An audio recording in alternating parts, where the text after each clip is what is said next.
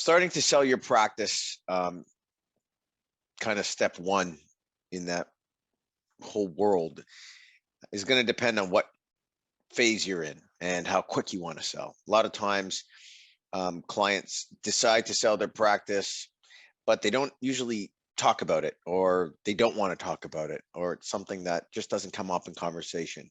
And that can sometimes end up shoot or working against you later on, if you're trying to sell and you've already given up on the practice. And what I mean by that is a lot of times people interested in selling their businesses just don't wake up one day and say, I want to sell. They usually have it in their mind, as to when they want to retire or how they want to exit and how that might look at some point. And that might evolve and change over time. But just understanding where you're at and what your exit strategy might be today, even if your business is in the initial startup phase, or you're looking to now take a growth kind of step with other investors, or just complementary service providers in some sort of multi-service type of clinic setting. That too could affect how you're going to exit in 5, 10 years, whatever your timeline is. And as that changes, but it's having the conversation is the key. So understanding where you're at in your business phase and what your goals are. So that whole upfront planning, which again is dynamic and will change over time with you and your personal situation and your business situation, the opportunities in the marketplace and what you want to do. Just having those discussions is going to kind of kick off what you need to do first. And maybe that's the answer, figuring out how long you want to stay in the business and when you want to get out. Valuations are a great way to give you an idea of what your business is worth, what it might sell for if you're looking to either sell assets or shares, but it gives you an idea and a benchmark of what that amount that you are probably going to receive on an eventual sale.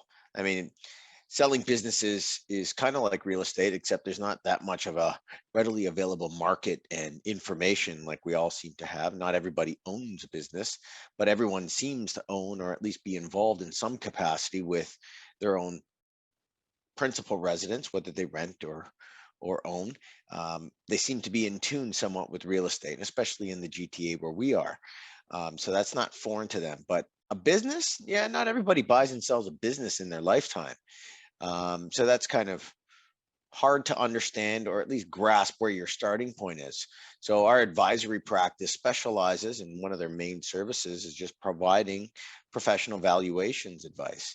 And like most health practitioners, they were trained to evaluate human health. Well, our business valuators have been trained to evaluate business health. So they can give you a health check as to how you're doing, what it looks like today, and also give you a roadmap and a plan to help you increase that value over time, depending on how you want to go about it, so that you can maximize your ultimate proceeds on an exit. The value of your practice is going to be mostly driven by what you have to sell. If you have nothing to sell, then there's a good argument that your practice isn't worth anything. And when somebody sits down across the table and you're interested in selling and you're potentially entertaining them as a buyer, the question really has to flip. Like, what are you selling me? Do you have a name? Do you have, some brand awareness? Do you have some goodwill?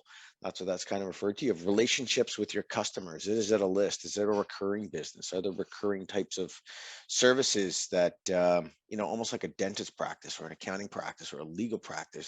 Is there a regular recurrence of certain customers, customer base, or typical services that just seem to, follow a pattern that you can predict to an extent, and a seasonality that would provide some level of easy valuation predictors, and that's what they look for too, so that you can turn around and sell your practice. Because if it's easily copyable and I could just open up next door and hang my own shingle, then I'm probably not going to buy from you, but I need to buy something from you. So our advisory group, in addition to doing valuations type work to give you an idea and just kind of benchmark and peg you where you are right now, we can work with you to do the things like value enhancements and value creations with your existing business.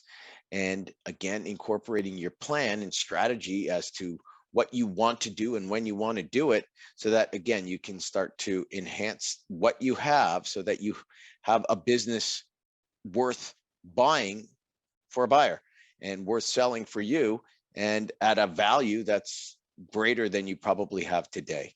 But not understanding what you have, um, it's kind of hard to kick that off and try to determine how you can improve on what you're dealing with in the current marketplace. So we can help you in that regard for sure. So making your practice look more attractive to a prospective investor is going to depend on a number of factors. Are you looking to sell outright completely and exit the business 100%? Are you looking to sell off a piece? Are you looking to take on debt instead of selling off equity and maybe not getting into a partnership arrangement with somebody else who's going to be operating a larger scale clinic with you? It's going to, so the questions do vary depending on what that investor looks like. So answering the questions and the factors that they're probably going to have on their minds is, starting at the financials is what do your operating costs look like, and what do they look like if we were going to make this investment and take this strategic step together to grow the business and add more services and take on more space, things down those lines. If you are looking to exit, are you already in a position to make that an easy type of transition from you to me? If I'm going to be buying you out, and if not today, over time, and do you need to do some sort of pre-reorganization to get yourself into a position to facilitate that sale? And depending if you're selling assets or shares, or again, what that type of deal looks like, the structuring is going to be important. And you may want to position yourself in advance to facilitate that, or at least look more attractive to more investors, because a lot of them can be agnostic, because there are typical types of arrangements that that you can have in place. But if you're not set up in the beginning, it can be more expensive down the road because you didn't want to make that investment up front.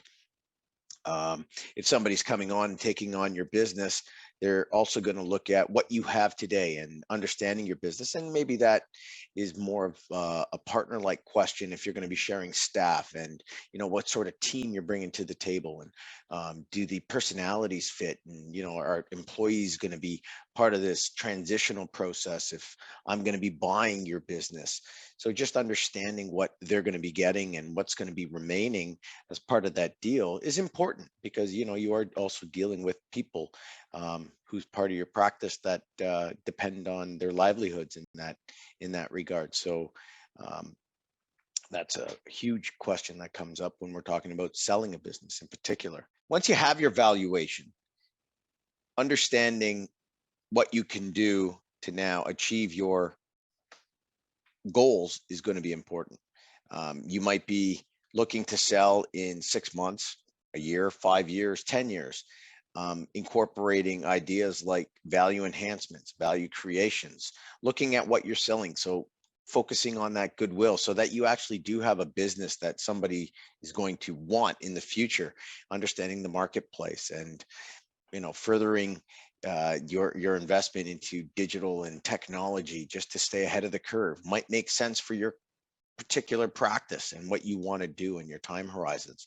So taking that valuation and then looking at it and seeing if that number is the right number for you, if it makes sense, or what you need to do, or what can you do today and in the next little while when you're ultimately ready to sell, to make that worth your while to make the investment upfront, so that you can achieve an even better result and outcome in the end. And that too will lead back to the tax idea of making sure your ownership structure is in place as well, so that when you do make that sale, you are doing so in a tax efficient manner.